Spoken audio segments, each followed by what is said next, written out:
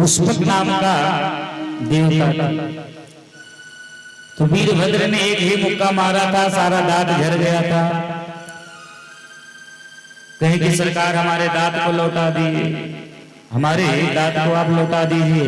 भगवान भोले बाबा कहते हैं कि पूड़ी खाने की जरूरत नहीं है, अब केवल सतुआ घोर घोर के पी करके रहना है। पूड़ी बहुत खा ली, अब सतुआ घोर घोर के पियो।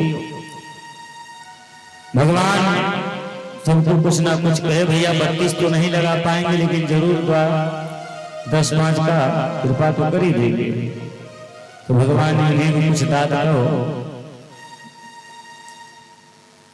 दिए और उसके बाद भगवान ब्रह्मा जी कहते हैं कि हे प्रभु, आपका मुख्य यजमान भी बाकी हैं।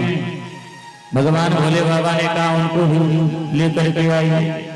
कहे महाराज, उनका तो आपके गढ़ वीरभद्र ने उनके शीश को तो काट करके हम कुंड में डाल दिया, स्वाहा हो गए, उनका केवल शरीर बचा है। भगवान भोले बाबा ने कहा लेकर के आओ, कोई बात नहीं। अब तो महाराज भगवान शंकर जी कहते हैं कि तो मैं मनुष्य का सिर तो नहीं दे पाऊंगा। भृगु महाराज के बकरे का कुछ दाढ़ी दे दिया, पुख नाम के देवता को मैंने कुछ दांत दिया, सूर्य देवता को मैंने आंख दिया, तो इनको भी कुछ ना कुछ तो दे देंगे। और इनको तो मनुष्य का मैं शीश दे नहीं पाऊंगा, इसलिए इन्हें बकरे का सिर में लगा दे रहा हूं। भोले बाबा ने अपने ससुर जी के शरीर में बकरे का सिर को जोड़ दिया। जब बकरे का सिर दक्ष के शरीर में जुड़ा, उनका धड़कन चलने लगा।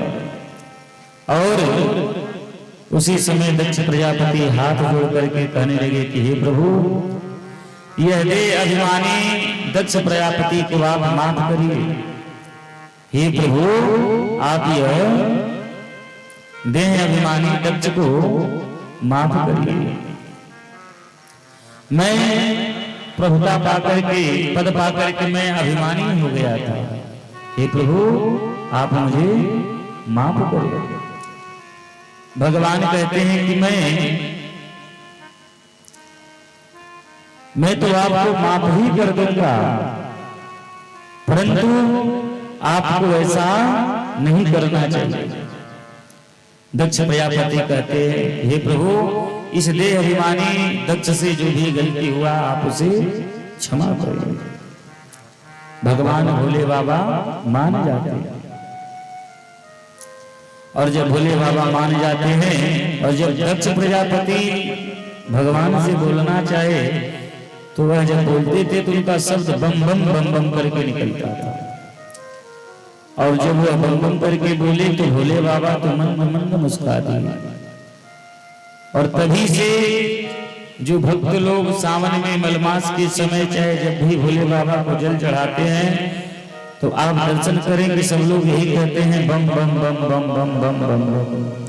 जब ऐसा कहा जाता है तो भोले बाबा को अपने ससुर जी का याद आ जाता है, और याद आ जाता है तो खूब कृपा करते हैं। कहा गया ही है कि जेकर नाथ भोलेनाथ अनाथ कैसे होई, नाथ भोलेनाथ अनाथ कैसे होई, नाथ भोलेनाथ अनाथ कैसे होई, नाथ भोलेनाथ अनाथ कैसे होई। भोला चाहिए है, भोला चाहिए है, भोला चाहिए है, इनको बात कैसे हुई। नाथ भोलेनाथ अनाथ कैसे हुई, भोला चाहिए है, इनको बात कैसे हुई, भोला चाहिए है, इनको बात कैसे हुई।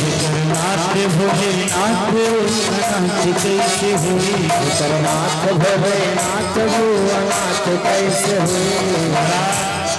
उसी समय भोले बाबा तो अवगढ़दानी है, आशुतोष तुम अवगढ़दानी नाथ की हर नदी। हे प्रभु, आपके श्री चरणों में कोटि कोटि प्रणाम। दक्ष का जो अभिमान था भगवान ने चूर कर दिया कि हे दक्ष प्रजापति, मैंने तुम्हारे अभिमान को चूर करने के लिए, नष्ट करने के लिए ही मैंने ऐसा किया।